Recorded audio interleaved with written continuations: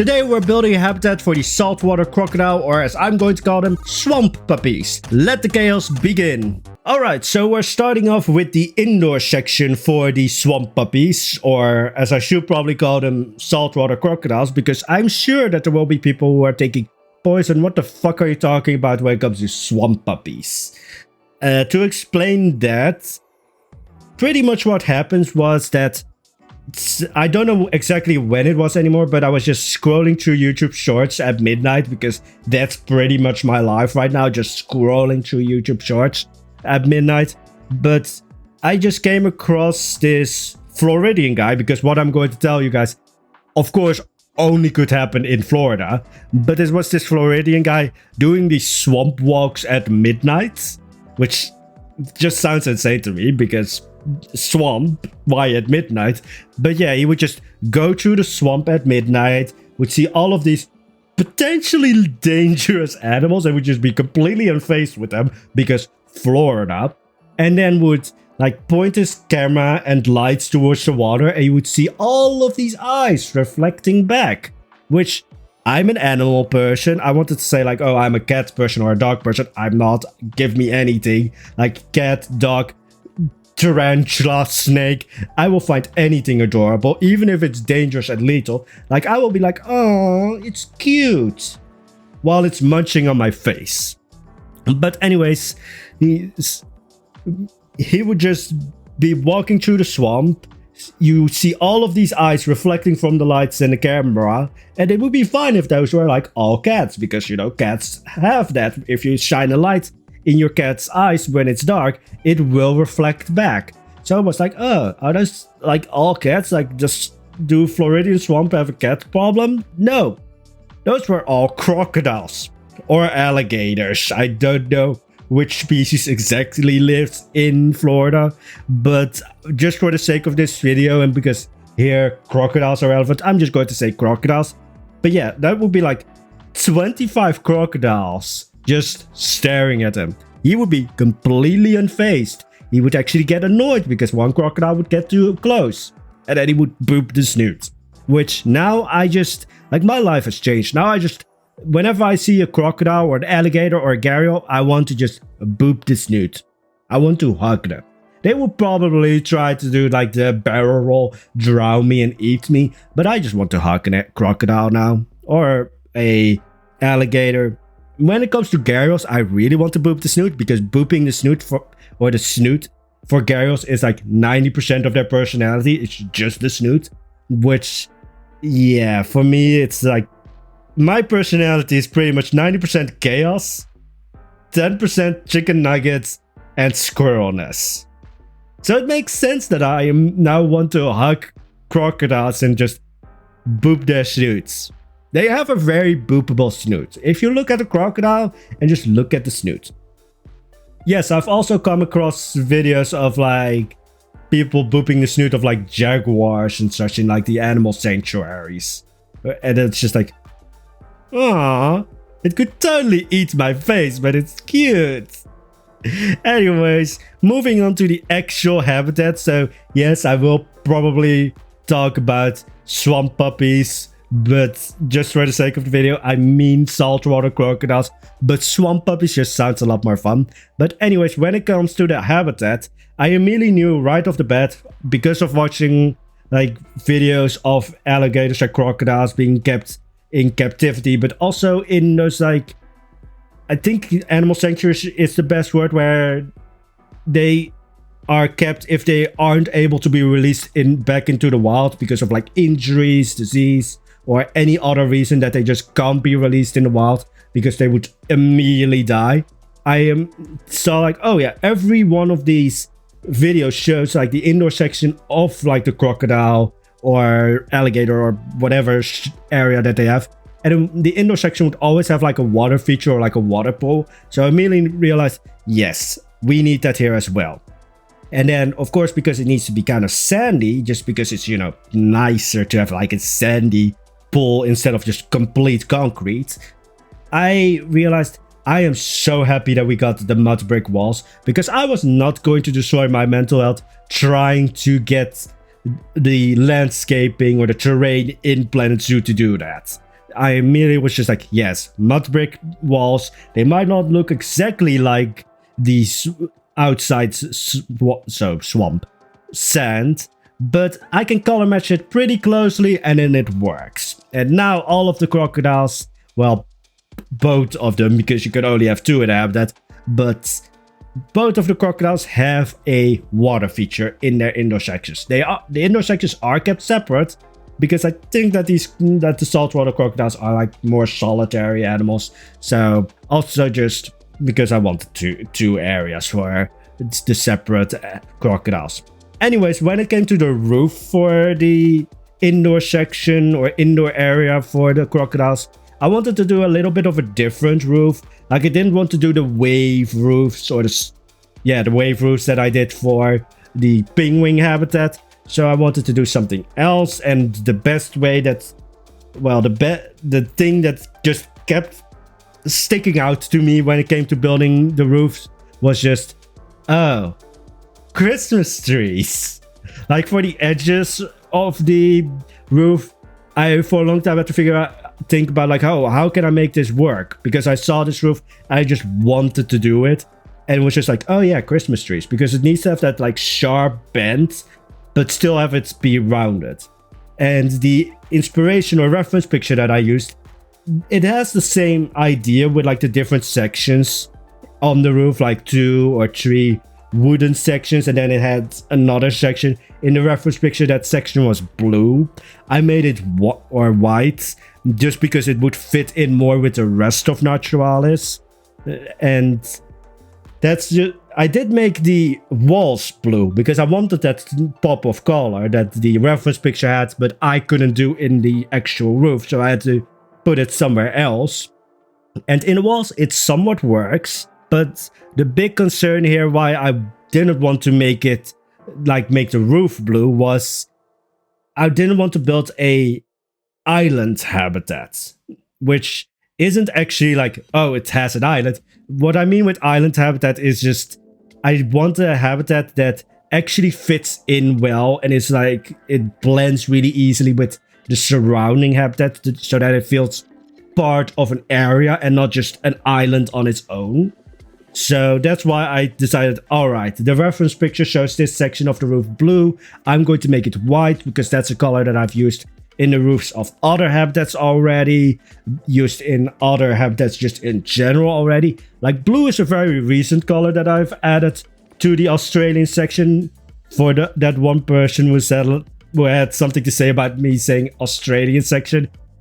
I'm going to get more to the explanation for that later, but it worked a lot better with having the roof white and then having the smaller feature wall being blue.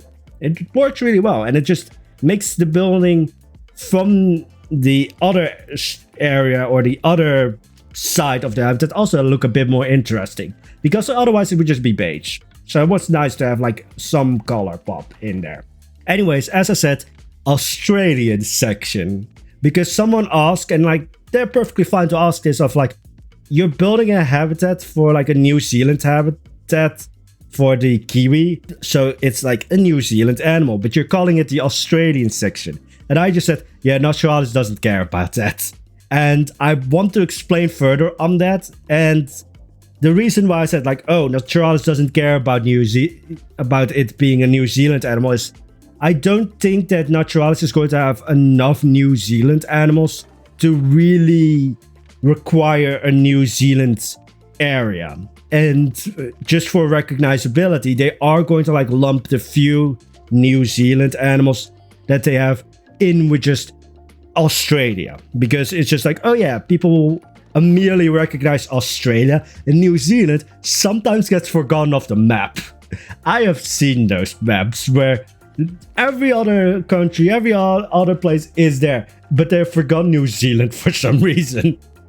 Like there's just nothing next to Australia. It's just open water, and then you suddenly are in South America.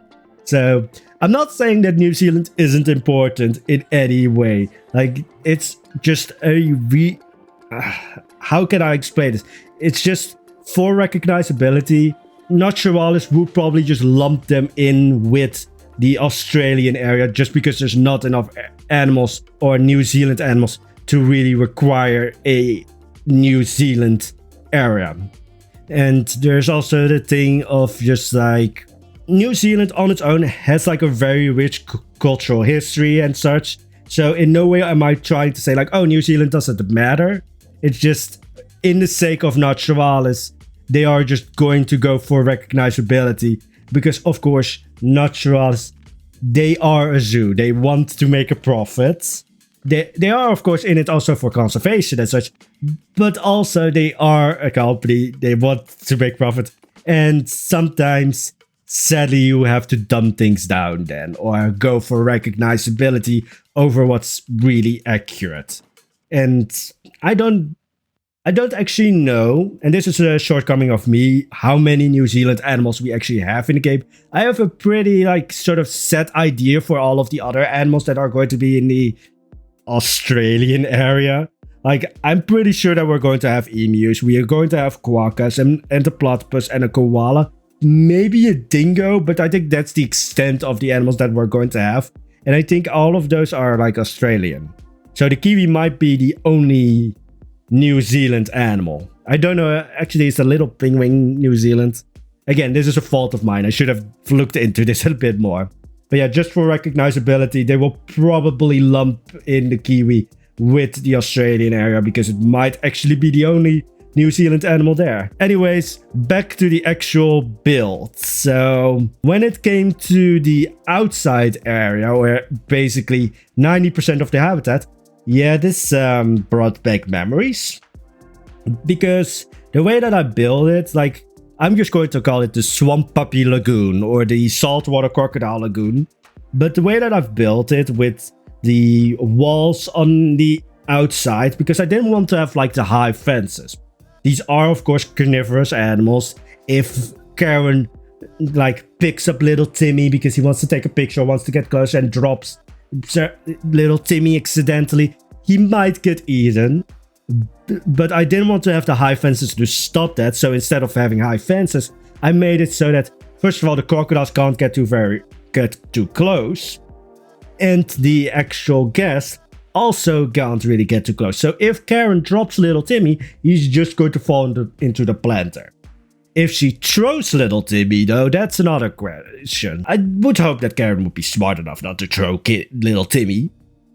Although, if she's not that strong, she would just throw him into like the electrical fence that's keeping the alligators from climbing out. I say alligators, I mean crocodiles. There's probably going to be someone in the comments of like, no, this is a crocodile, you bastard. Yeah, no, it's a swamp puppy. Crocodiles, alligators, gharials, all swamp puppies now. All require a boop of the snoots, even though they might kill you. But anyways, the reason why this habitat brought back memories, just because of like the wall and then the fake rock walls, because obviously those are going to be fake. They're probably like concrete and such, just made to look like natural rocks. But the way that this brought back memories is, it just, with the plants and everything, just reminded me of like some of the public pools that I've gone to, where they had like a lazy river, which, just a side note, I just like staying in those lazy rivers. Not like floating or just standing to the sidelines and just feeling the current pass me by. I don't know why, but it just was weirdly relaxing to me. Although nowadays, I don't go near a public pool because, yeah, it's just the changing rooms. There was always like, when it comes to public pools and the changing rooms, there's always like a little bit of water on the floor, which, knowing how many people walk there, isn't the cleanest water. And then it has happened actually multiple times, and I've told this before, where you would just step into like the changing room and you would feel something stick to your feet. I think some people can already see where I'm going with this, but then you would lift your feet and there would be a used band-aid sticking to your foot. And that would just gross me out to no extent. And like, I'm not a germaphobe. I will say that. Like, I can be very dirty sometimes, or just not care too much about hygiene at times. So like, I don't care that like the water is a little bit dirty, but it's just like thought of like the used band-aid sticking to your foot. And it's just like, yeah, no, that's like crossing a boundary even for me. And then this is what I have said multiple times of like, oh yeah, I once was in like the shower for like a public pool. And it was like something brown floated by. And I was just like, nope. Yeah, now I never go to a public pool. Yeah, that just basically scarred me. And again, I'm not a germaphobe. Like, I don't really care too much either way. But it's just like, yeah, I don't want to touch another used band-aid again. That's not mine. Because it just grosses me out to no extent. And am I traumatized because of a band-aid and basically a turd floating down from like the public showers? Because it was like a group shower, pretty much. Like it was just a row of showers where you just showered off and just went to the changing rooms, which are like separate cubicles to change. But yeah, did that scar me for life? Probably, if I just refuse to go to a public pool to this day. Nah, just no. But yeah, just the structure of this habitat reminds me of like the lazy rivers in public pools, which then immediately draws me back to like the used band-aid sticking to my foot. And it's just like, nope. This habitat, I'm completely happy with it. It like sticks out, but it doesn't stick out too much. It would be like a B tier, A tier habitat, I would say. Like it's not S tier, because S tier is probably like lions or the elephants and such. Like really like S tier is like the big, like really big animals, or S tier animals. But it's like, it's a really good habitat. But whenever I look at it, I just get traumatized all over again. So now it's just scarring. Anyways, when it came to the roof, just like finishing up like final touches, this is something I've kept doing with the roofs ever since I started it with the staff area. I just make these ridges in the roof so that like there is some implication of like, oh yeah, if it rains and there's too much rain, it goes into these ridges, and from these ridges it goes down like the water drains and such. But I also just like the idea of just the ridges. I don't know why. Sometimes I just build something just because in a weird way, even though it's more work, weirdly satisfies me to do it. It's just like, yeah, that's just like just the right touch, just the right final touch of it. And of course, with the ridges, it also makes it easy to just add greenery to the roof. Because especially with the Australian area, again, going for Australia just because it's more recognizable, but just for the Australian area, I had a lot of buildings with flat roofs that I could make green roofs out of. Actually, there's a lot of roofs. I think only the like Asian Highlands so far has like mostly like the actual tapered or like triangular roofs, whereas every other area in Naturalis has a lot of flat roofs. So there could be a lot more green roofs in the future of Naturalis. A lot more. But yeah. Anyways, so the idea for the rest of the Australian area is emus, quokkas, maybe Tasmanian devil or dingo, I don't know, and platypus. Because I just like building water habitats. It's relaxing, fun, as long as I don't make it remind me of a public pool so that it mentally traumatizes me all over again.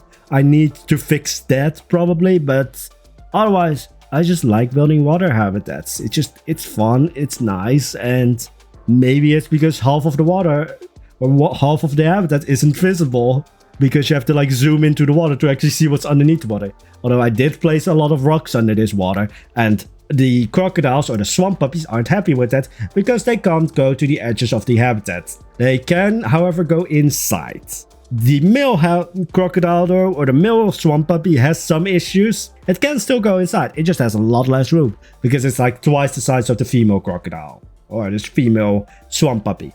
But anyways, that's going to be it for today's video. If you liked the video, throw a swamp puppy at the like button. If you want to see more, throw a used... No, just click the subscribe button. Don't throw a used band-aid at the subscribe button, please don't. Anyways, have a wonderful day, guys. Bye.